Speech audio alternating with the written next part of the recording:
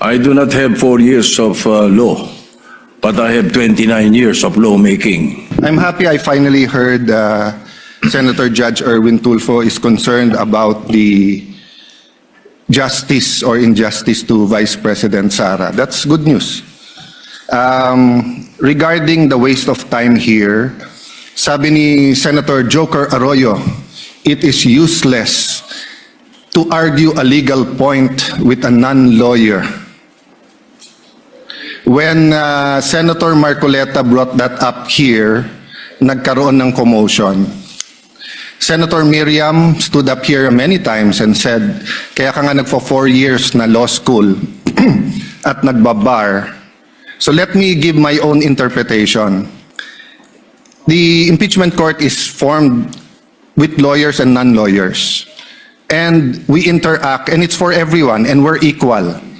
But if there's an engineer here or a doctor, and they talk about medical principles, I have to either study and argue on medical principles.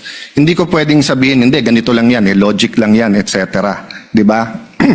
So, ang legal principle natin today is simple, integrity ng court.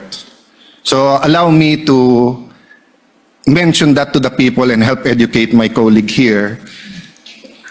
The integrity of the court and the justices or judges is always relevant. So if the Supreme Court or COMELEC, Court of Tax Appeals, Sandigan Bayan is being heard and the judges are being threatened, you give them time. So we cannot take the impeachment out of context. May nangyayaring flood control scandal, may nangyayaring gulo sa Team Unity na hindi na united ngayon. We consider Senator Marcoleta and Senator Jinggoy political prisoners, weaponized yung Blue Ribbon Committee at weaponized yung ano. So Mr. President, hindi tama na sabihin na I wasn't, after we brought up the problem with NBI, they doubled down, naggumawa pa ng task force. I mentioned 2 colleagues sa Salian, I didn't accuse them. Sabi ko lang, just like Vice President Sara, just because tumaas ang SALN, can we already ask for the BIR, for the AMLA and the bank accounts?